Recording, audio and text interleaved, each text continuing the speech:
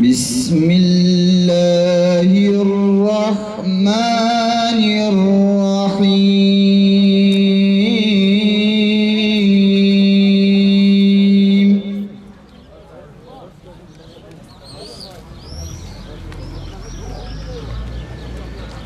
İnna fetahna leke fethan mubina.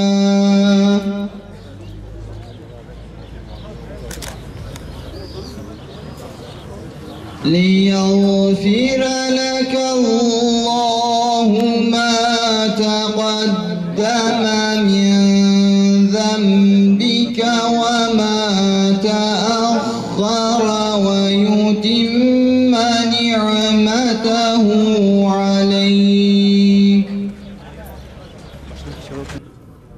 Malumunuz önümüzdeki 24 Haziran'da, yani bu ayın 24'ünde 18 gün sonra sandıklar kurulacak. Türkiye bir seçime gidiyor.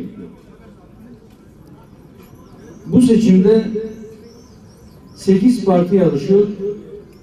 Diyarbakır'da 7 parti ve 7 tane de bağımsız adayı var. Bu bağımsız adaylardan birisi de benim. Ben belki siyasetin alışmış olduğu bir uslubu kullanmayacağım. Yani diğer partiler ne yapar, diğer adaylar ne söyler, ben hiç oralara girmeyeceğim. Bundan sonra da girmeye niyetim yok. Ben sadece şunu söyleyeceğim. Eğer Diyarbakır'ı temsilen meclise gidecek 12 kişiden birisinin bu kardeşiniz olmasını istiyorsanız, böyle bir takdir oluşursa, Rabbim de lütfuyla bizim için böyle bir şeyi takdir etmişse, bizim ne yapacağımızı ancak söyleyelim. Allah'ın izniyle eğer bu kardeşinizi temsilciniz olarak görmek istiyor ve bu nedenle oraya gönderirseniz, ne sizi ne de bu desteğinizi unutmayın. Oraya giderken, oraya gittikten sonra artık 5 yıla kadar bu insanlara bizim ihtiyacımız yoktur değil, kendi köşemize, kendi dünyamıza çekilmeyeceğiz. Oraya gitsek de, gitmesek de, seçilsek de, seçilmesek de sürekli halkımızla, sürekli milletimizle beraber olacağız, iç içe olacağız, onların sorunlarıyla ilgileneceğiz, onların gözü, kulağı, eli, ayağı olmaya çalışacağız. Onların sorunlarını dile getiren dilleri, onlar adına hakkı, hukuku gözeten gözleri, bir haksızlık, hukuksuzluk yapıldığında gücümüz ve imkanımız nispetinde haksızlığı yapan kişilerin yakasına yapışan elleri olmaya gayret sarf edeceğiz.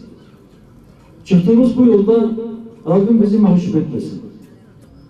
Rabbim bizi siz değerli dostların, siz kardeşlerimizin teveccühüne layık kullarından eylesin. Kalplerimizi dünya malına ve makamına meylettirmesin. Ayaklarımızı o dosdoğru yol olan sırat-ı müstakimden kaydırmasın.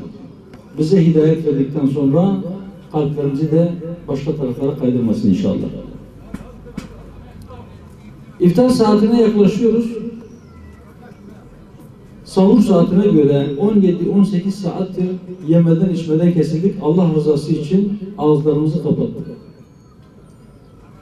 Yazın bu sıcak güneşin altında vücut şiddetle ihtiyaç duymasına rağmen su içmedik. Ama şunu bilelim ki dünyanın farklı köşelerinde içecek temiz su bulamayan insanlar var. Biz 17-18 saattir ağzımızı kapattık, yemek yemedik, açlığa tahammül ettik. Fakat dünyanın bazı yerlerinde memleketleri savaşa sürüklendiği, memleketleri iç çatışmaya sürüklendiği için ya da onların yeraltı yerüstü zenginlikleri talan edildiği için yiyecek bir şey bulamayan ve bu nedenle günlerce hiçbir şey yemeyen insanların var olduğunu unutmayalım.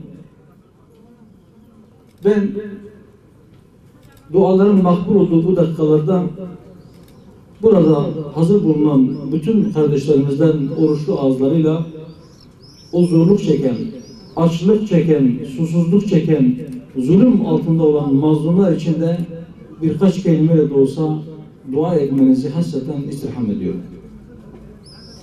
Dualarımıza onları katmayı unutmayalım lütfen. Ve yine duamız şu olsun ki 24 Haziran'a kadar kazasız belasız bir seçim dönemi geçirelim ve seçimin sonuçları içinde memleketimiz için, milletimiz için, hepimiz için hayırlar getirsin inşallah. Eşhedü en la ilahe illallah. Hayy ale's-salâh.